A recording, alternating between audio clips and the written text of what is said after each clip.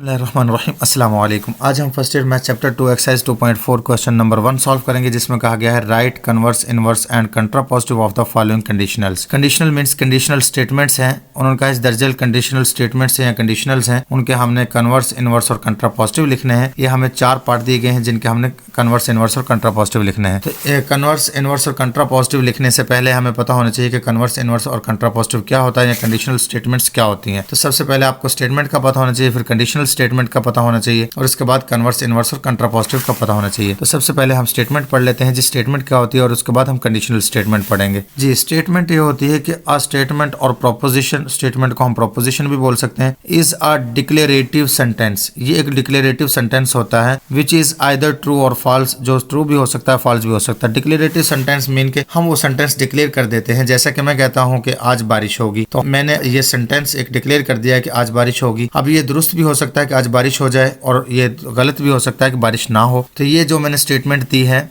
Mean के एक sentence बोला है, ये ही मेरी सेंटेंस जो है ये स्टेटमेंट है और या प्रोपोजिशन है। तो उम्मीद है आपको स्टेटमेंट की समझ आ चुकी होगी। अब हम नेक्स्ट कंडीशनल स्टेटमेंट पढ़ते हैं जी। कंडीशनल स्टेटमेंट होती है if P then Q, mean के अगर ये होगा तब वो होगा। मीन के जैसे कि मैं एक स्टेटमेंट बोल देता हूँ, इफ इट इज रेनिंग, अगर बारिश होती है, then the field is wet, तब खेत गीले हो जाएंगे। मीन के अब एक स्टेटमेंट में कहा गया है ये होगा तब वो होगा।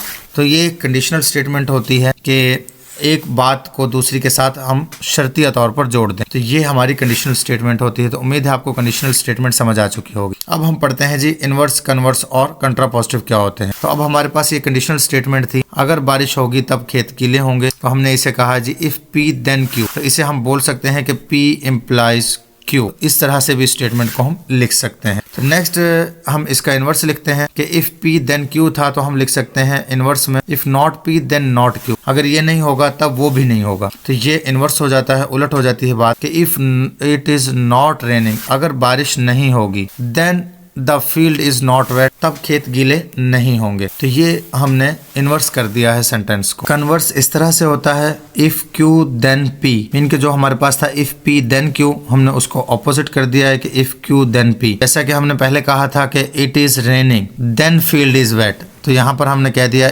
If field is wet then it is raining, कि अगर फील्ड वेट होंगे, मैदान या खेत गीले होंगे, तब बारिश होगी। तो ये हमने उसको कन्वर्स कर दिया, उसको उल्टा दिया है कि इफ पी देन क्यू। तो उसके बाद अगर कंट्रापोजिटिव देखते हैं तो कंट्रापोजिटिव ये है कि if not q then not p, mean के हमने कन्वर्स और इनवर्स दोनों को इकट्ठा करके लिख दिया है, तो वो हमारा कंट्रापोजिटिव हो जाता है। तो इसको हम इस तरह से भी सेंटेंस में बोल सकते हैं कंडीशनल स्टेटमेंट में कि if field is not wet then it is not raining, कि अगर फील्ड मैदान गीले नहीं होंगे तब बारिश नहीं होगी। तो इस तरह से स्टेटमेंट्स होती हैं। तो उम्मीद है आपको स्टेटमेंट समझ आ चुकी होंगी। अब हम आते हैं अपने क्वेश्चन की तरफ। तो सबसे पहले हमें कंडीशनल स्टेटमेंट्स दी गई हैं जिसमें कहा गया है not P implies Q. Second statement में कहा गया है P implies Q. Third statement में कहा गया है not P implies not Q. और फोर्थ स्टेटमेंट में कहा गया है not Q implies not P. तो हम तमाम स्टेटमेंट्स के कन्वर्स, इनवर्स और कंट्रापोजिटिव लिखते हैं जी। फर्स्ट हमें जो कंडीशनल स्टेटमेंट दी गई थी वो थी नॉट पी इम्प्लाइज क्यू। तो हम जब कन्वर्स लिखेंगे तो हम क्यू को पहले और पी को बाद में लिख देंगे। इनके हम लिख देंगे Q implies not P। Inverse में हम